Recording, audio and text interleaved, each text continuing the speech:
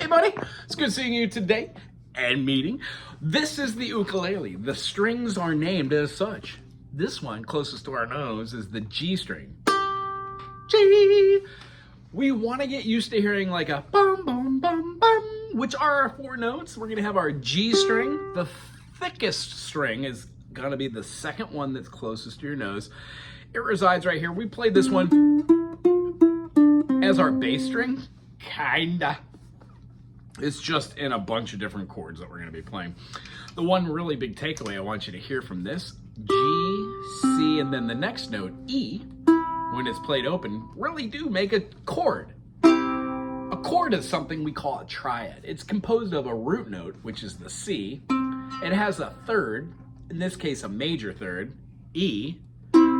That's called a harmony. And when we play that third note, the G over the top, C, D, E, F, and G, C, E, G, we get a major triad. C, E, and G make C major. The string up top is called an A string. So out of all of our strings, we would have a G, C, E, and A. This is called a C6 chord. C, E, and G, plus the sixth note of the scale, A, makes C, E, G, and A. It's also known as an A minor 7 chord because when we have A, C, E, we also have an A minor and then an extra note, which is the G, A, B, C, D, E, F, G. C major and A minor share the same key signature. It's a lot of information, but all we really need to know from this point forward is this. Spider exercise require 4 fingers. Our one finger, the index finger, the pointer, indicated by the letter 1 and the number I. Switch that. The second finger is called the medio, or the middle finger, represented by the number 2 or the letter M. Our third finger is called the ring finger, or andellum, which is represented by the A letter or the number 3. And then our fourth finger, the last finger, is the pinky, which is represented by the C or a P, but the C for Spanish or Portuguese, corchillo, which means little bitty pinky. So we have our I, M, A, C, or 1, 2, 3, 4. We're just gonna name them 1, 2, 3, 4. We're gonna put our first finger on the first fret. Frets are these bar-like looking spaces. We're not actually talking about the metal fretting. You never wanna play on the metal fretting or on the nut or on the saddle. You wanna play in betwixt, kind of. We're pressing down a string in between the two so it presses and makes the depression there. That's all we're doing. We use the first finger to get going. We can use any finger, which we will eventually do. I'm sure when you play them, you should be told to. The fingernail is a calcium-rich deposit that grows out of us. It's the hardest thing on our hand, so that's what we use for downstrokes. And then for upstrokes, we use the back of the thumb. Whoa! Try that a couple million hundred times. That's what rhythm is. When we play something like this,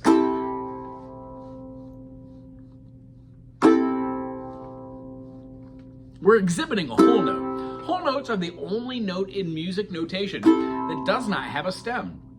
They're worth 4 beats. 1, 2, 3, 4.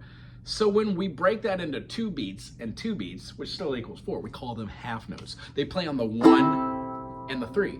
Every other beat that I'm not playing is called a rest. 1, rest, 3, rest.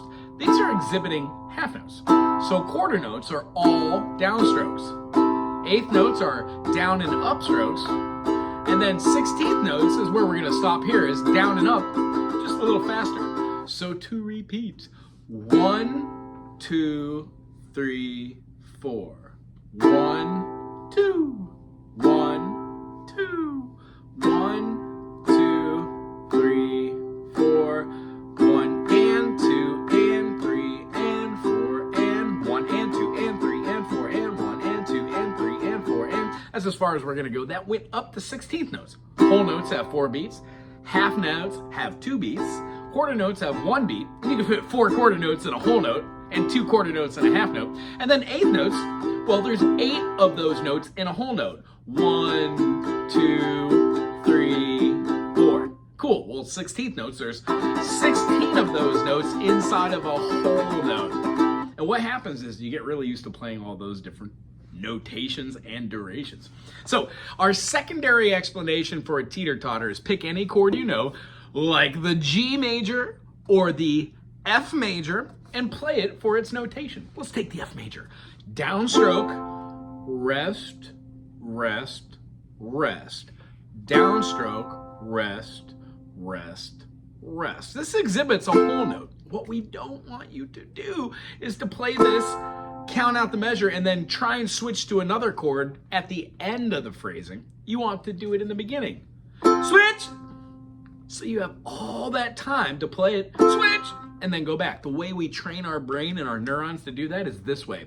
Play the chord, move a finger, rest, place a finger, rest, move a finger, rest, place a finger, and then play down on the one. It looks like this. 1 and 2 and 3 and 4. Play it. And 2 and 3 and 4. You can see how with a chord that has 2 notes, it's a little bit easier than it is with a 3-noter. But there are enough beats. 1 and 2 and 3 and 4 and 2 and 3. When we're doing whole notes, this shows us where to put our fingers.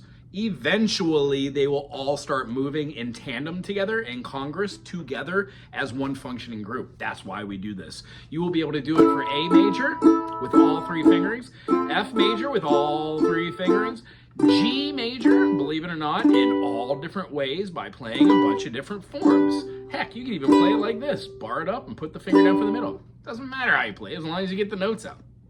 Every single chord has 2 names. Every note has 2 names, but you don't need to know them. For now, just play the chord shape, play those rhythms with the rest, and change the fingers to attack it on the one. Yow! The other exercise is called a spider exercise. We're going to put one finger aforementioned here. Secondary finger is going to play anywhere, probably over the sound hole, and pick back towards you. Don't pick away from yourself. First fret, play 4 notes. Second fret, whilst keeping the first finger down. You're going to follow this progression all the way up the fretboard. But one thing you're going to do is when you put a finger up here to play the next string, the C string, you're going to throw that thumb right down on top of that high G that you have just played. Therefore, it acts as a mute for the string that you just played and gives this centering so you know where your fingers are always in juxtaposition themselves. Once getting to the top, go all the way back down to the beginning. This is what they look from my professional standing point. This is what I did this morning to warm up.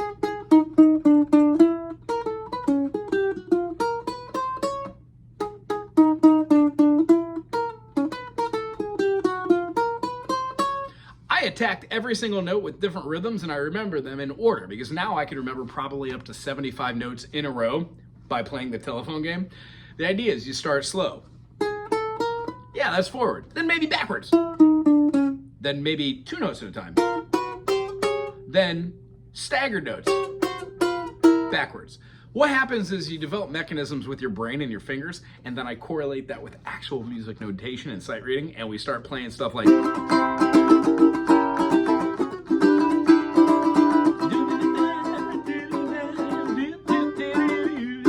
But we need to know how to do a little rhythm and have a vocabulary for us to communicate with. I hope you had fun today. Practice these spider exercises.